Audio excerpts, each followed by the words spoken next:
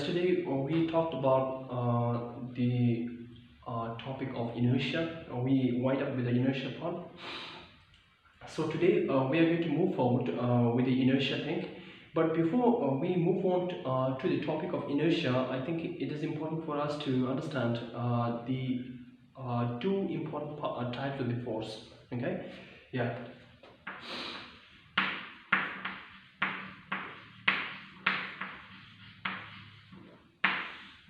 Balance force. Now, if you look at the word itself, balance means normally neither you are going on that side nor you are moving on this side. So you are in a set point, that is balance force. Now, it is important for all of you to understand that normally in your textbook they have given you an example here.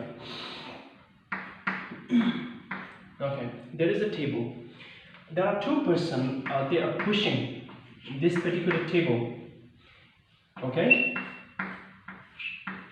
and this two person is applying a force of, like, he is applying a force of 10 Newton in this direction, and this person, he is applying a force of 10 Newton in the opposite direction.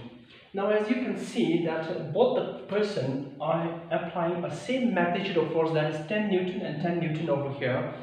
This table, it is not going to move because they are applying the same magnitude of force. This table will be at rest because both are equal amount of magnitude of force is coming from both sides. So you can somehow cancel it because both are traveling in opposite direction there. Applying in opposite direction. So which is why in that case the net force is equal to 0. Understand? Why? Because 10 minus 10 is 0 in this case. So balance force, this kind of force where equal magnitude of force is applied from both directions is what we use to refer as balance force. And as I said, in that case the object is going to be at rest here. Object is going to be at rest. But it is important for you to understand that it is not always necessary for the balance force to be at rest. For example, we normally identify for two things: object at rest, and second one is object in motion. Fine. Now this is the example of object at rest, because when two equal magnitude of force is applied from both sides, this object, that is the table, that is not going to move. Why? Because the net force is 0. Why net force is 0? Because 10 Newton minus 10 Newton is 0. And this object will stay at rest.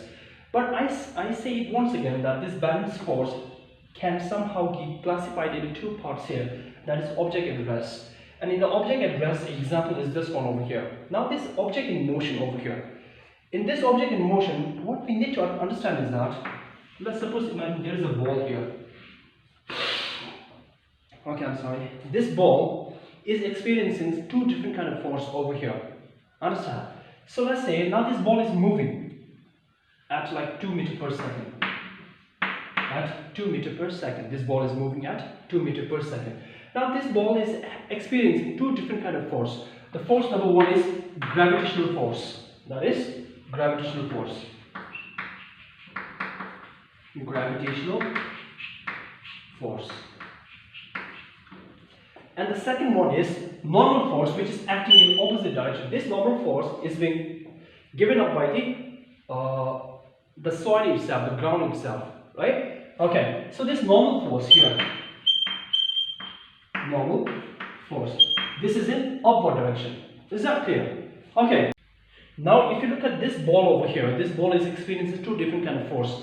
One is gravitational force, which is downward, and one is normal force. This force, normal force, is being given up by the ground itself. And since this normal force and gravitational force, they are equal in magnitude, they cancel out somehow because they become 0. Now over here, this net force is equal to 0. Is equal to 0. Now I ask every one of you to assume that this ball is moving with little amount of velocity, that is 2 meters per second. Understand? Now, normally in our Earth, we have some kind of like different kind of forces which act in the opposite direction. We call this kind of force as frictional force. Now let us assume that in this case here, there is no frictional force, no friction. And secondly, no air resistance.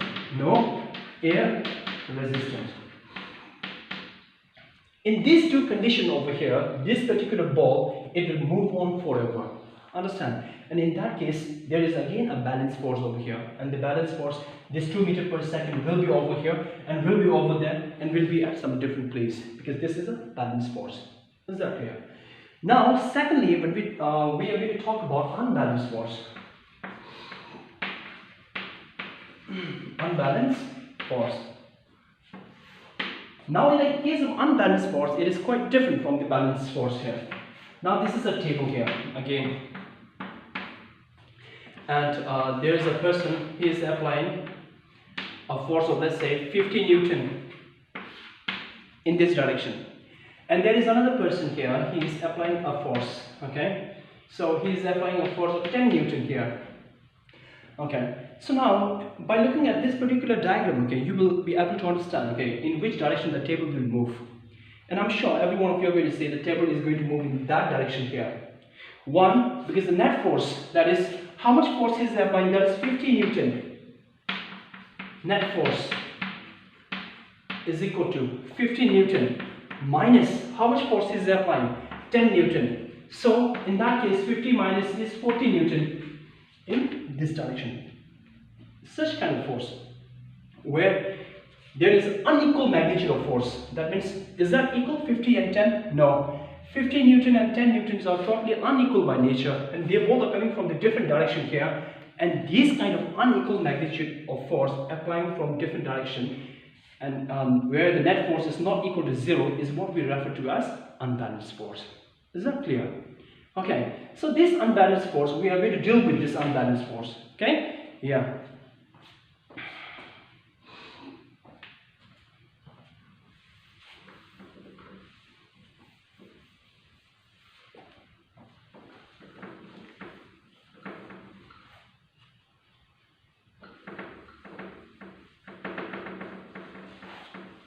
Okay, fine. So here, now last time we talked about an external thing, that is external activity, which allows all the object to move, and this external activity is what we refer to as force. Understand? Okay? Now, we came to another point that is called inertia here yesterday. Inertia. I said before that every object, right, whether it's a small one or a big one or whatever it may be, they have some ability or they have some tendency, or else you can say they have some potential to stay at rest or to stay in motion. Understand? Okay, so this ability or the tendency is what we refer to as inertia. I can give you some example here.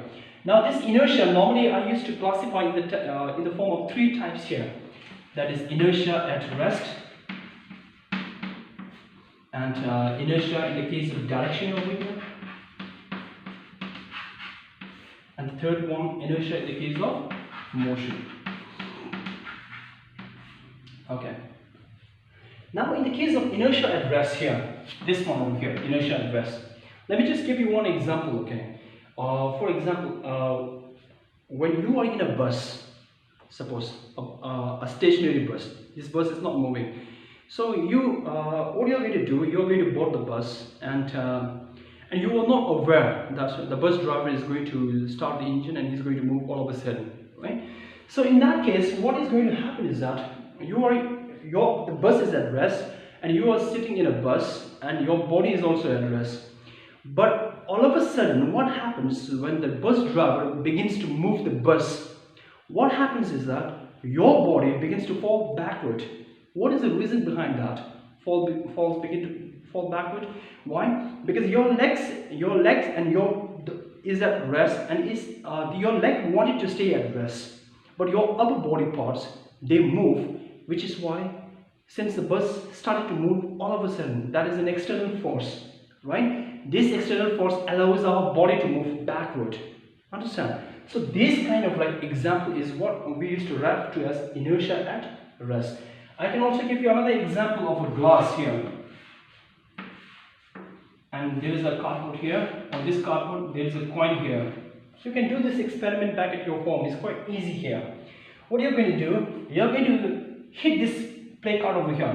When you hit this coin is straight away going to fall down here. Why? Because this particular coin has some ability or some tendency to stay at rest. Otherwise, it should be something like this. When you hit this coin should be going along with this card here. But this is not going to happen. Why? Because this card has his own ability or has his own tendency to stay at rest. And this is what we call as inertia at rest. I gave you two examples here. Now, secondly, in the case of motion here, when we were traveling in a moving bus and the bus driver all of a sudden applies a brake, that is the external force, when he applies a brake, what happens? Our body begins to fall forward. Why our body begins to fall forward?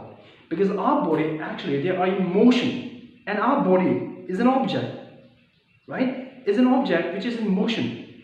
But the bus driver applied a brake and he stopped all of a sudden, but our body has a tendency or ability or potential to move, which is why we are moving upward like this. Do you understand? So this is an example in the case of a motion, that is in the case of, let me write here. Okay, this is a motion here, and this particular man here, he falls forward. Understand? In this case here. Now in the case of direction over here, again, for example, when a bus driver, okay, serves to the right side, our body also begin to fall in this direction over here. When he moves to that side, we begin to fall in that, right? So the point is, what I'm trying to say, that our body also have an ability to stay in whatever direction, okay, trying to oppose that direction, is what we used to call as inertia at direction, right? Okay, so this is in the case of inertia here. Now talking about Newton's first law. Newton's first law.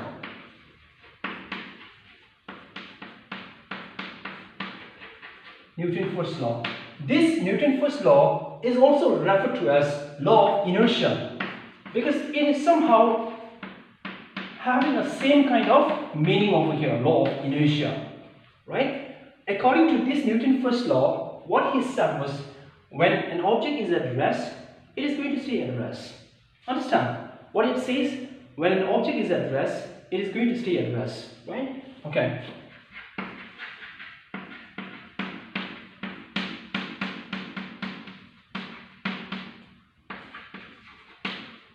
Is at rest, it is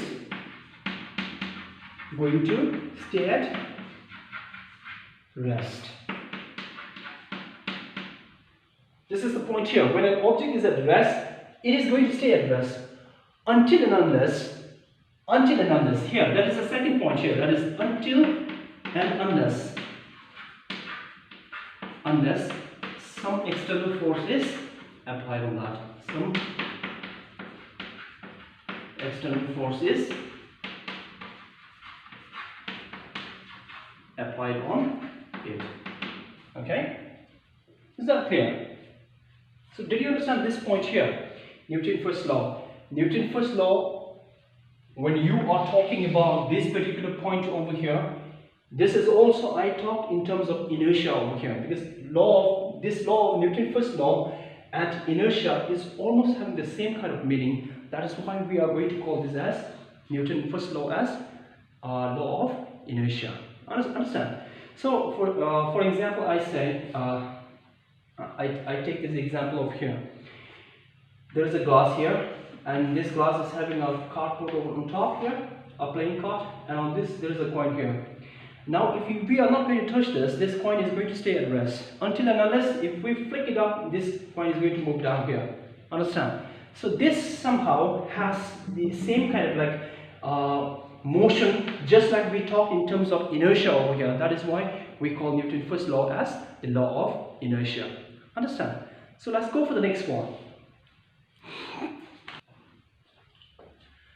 Okay, now let us understand Newton's second law of motion. Now in the first law, what we said, when an object is at rest, it is going to stay at rest until and unless some external force is applied on that. That means this external force is not actually necessary, but if you apply that, the rest state of the object is going to change. Now, if that external force is applied in real, then what will happen now? In that case, it is important for us to study Newton's second law of motion. Now, in Newton's second law of motion, what it says was that if you apply an unbalanced force,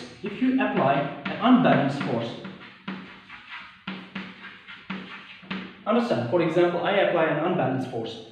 When I apply an unbalanced force, what will happen? There will be some sort of acceleration.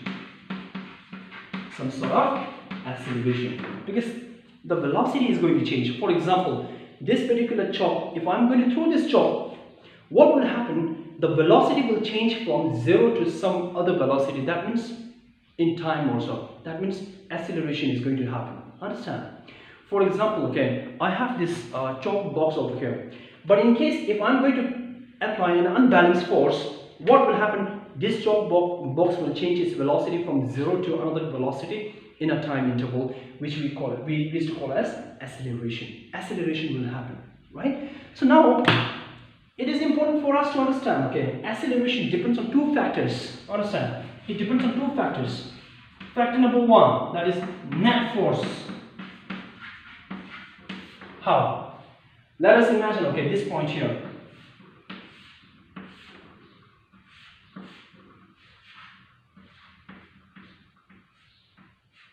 What is this? This is a swinging ball, okay?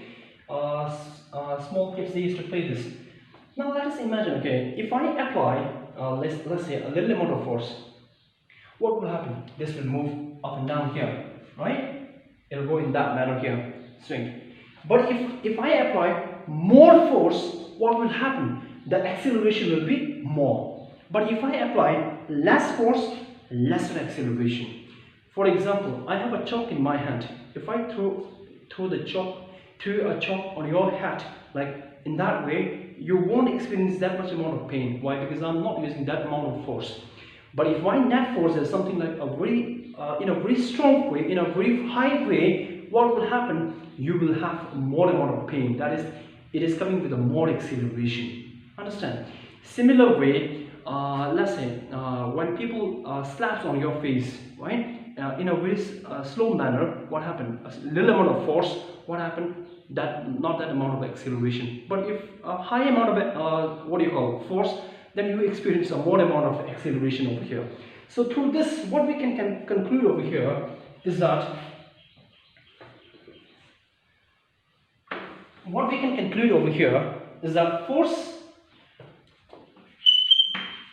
more force, more acceleration.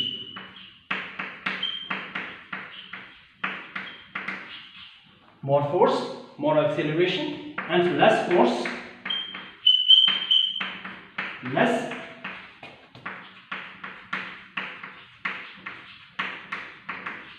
acceleration. Is that clear? That means force is directly, right, straight away, directly proportional to acceleration, which is we are going to keep the equation number 1. Understand? Now, secondly, we talk about the next one, that is mass. Understand? So, in the case of mass, let us imagine, okay, this is an object over here, big one, okay, it's having like 50 kg. 50 kg. Now there is another one here, small one, that is like 1 kg. Okay? If I wanted to push that,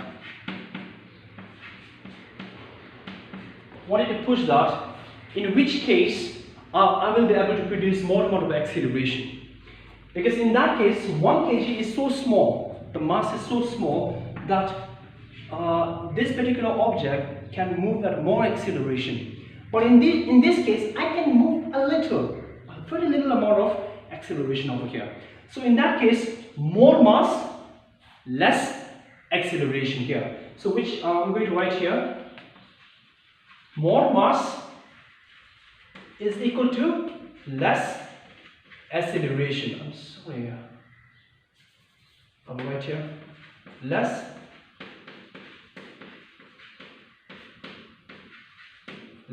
acceleration.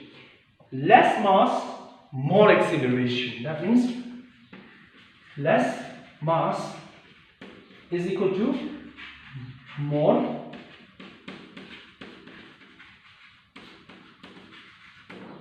acceleration. Is that clear? Okay, so now let us proceed. So in that case, what we can conclude over here is that force is inversely proportional to 1 upon m, and this is, we are going to keep that equation number 2. Is that clear? Do you understand this? Okay, so now this is equation number 1 and this is equation number 2. We are going to sum up both the equation here, right? Summing up both the equation.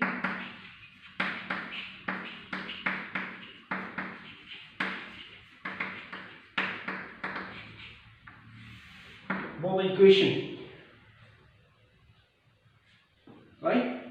Okay, so what we are going to get, sorry, this is not F, sorry, this is acceleration. I'm sorry, I was confused what I was writing. Okay, so this acceleration is directly proportional to F and acceleration is inversely proportional to 1 upon m. Is that clear? So now I'm going to write on the opposite side there.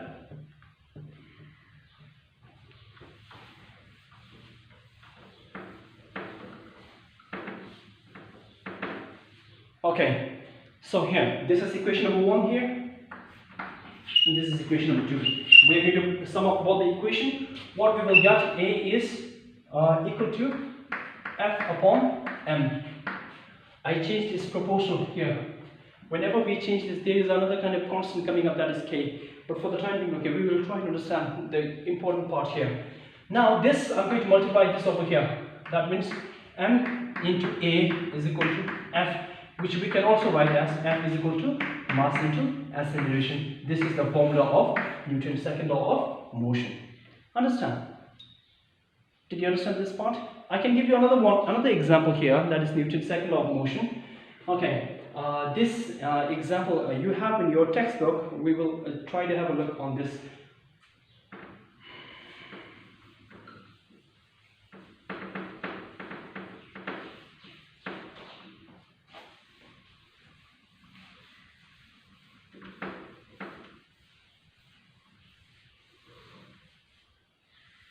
Okay,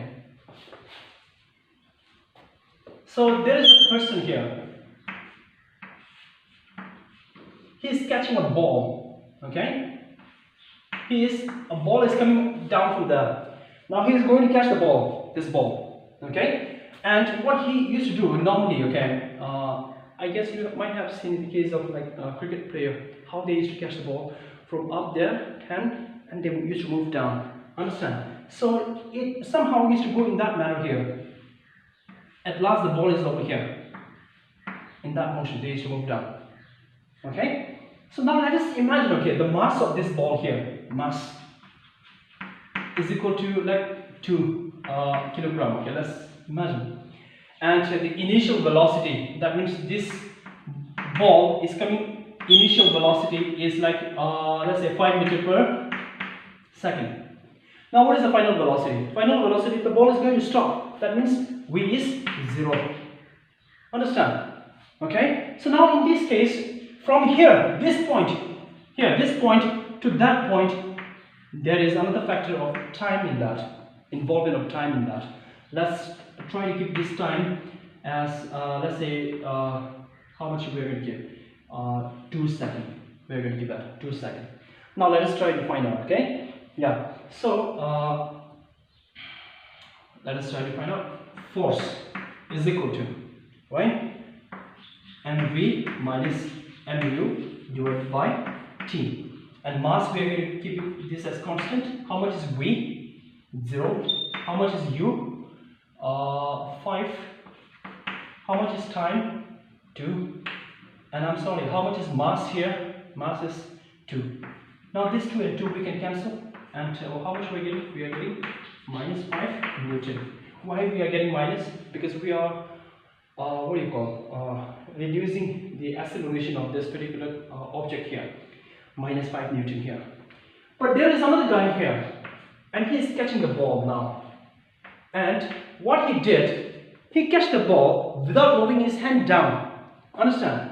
Now, this guy, again, the mass is like 2 kilogram, and initial velocity is like 5, understand, 5 meter per second, and final velocity is again 0 meter per second.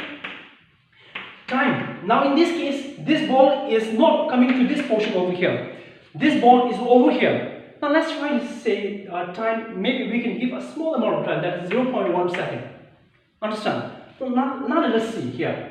Okay, this ball is not going to come down. In that case, the force is equal to mv minus mu divided by t. And mass, we are going to keep that as common, v minus u upon t. How much is mass? 2. V 0 minus 5 divided by time is 2. I'm sorry, time is not 2, 0.1. Okay? So now when you multiply, you will get something like this here, is equal to minus 10 divided by 0.1. This you try to cancel it, you will get minus 100 Newton. So now, if you look at this value here, that is force 5 Newton and 100 Newton, in which case the force is more. The force is more in that case here. That means this much of force can cause you harm to your hand, to your legs also, right? When you are playing a soccer, when the ball is coming from that opposite direction there, you are not going to keep the legs like this here. You are not going to show your legs like this. You are going to show your leg, and it is going to move in a backward direction, along the direction of the motion of the object. Understand? Why we do that? Because we are trying to reduce the momentum of the object.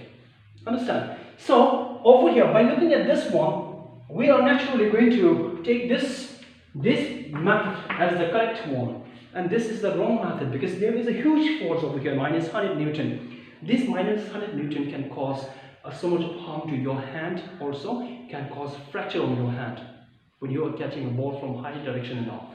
So Newton's second law of motion, it says that the rate of change of momentum, this ball to that ball, change of momentum, is directly proportional to unbalanced force. The unbalanced force which we are applying in the direction of motion of the object is what we used to call as Newton's second law of motion. Do you understand this?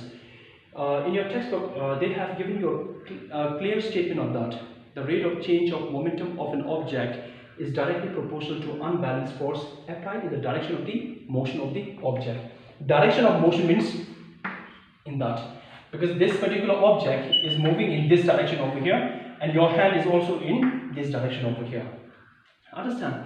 This is about the Newton's second law of motion, because generally when we were talking about Newton's second law, we talk about acceleration, and this acceleration is somehow related with two things here, that is net force and mass. Understand? More mass, lesser acceleration, or more velocity, more force, more acceleration, which is why we got the formula F is equal to m into a. Is that clear? So this is just about Newton's second law of motion, and I have already finished doing the Newton's first law of motion. I hope, hopefully, every one of you have understood quite properly. So I shall see you in the next classes. Thank you very much, everyone.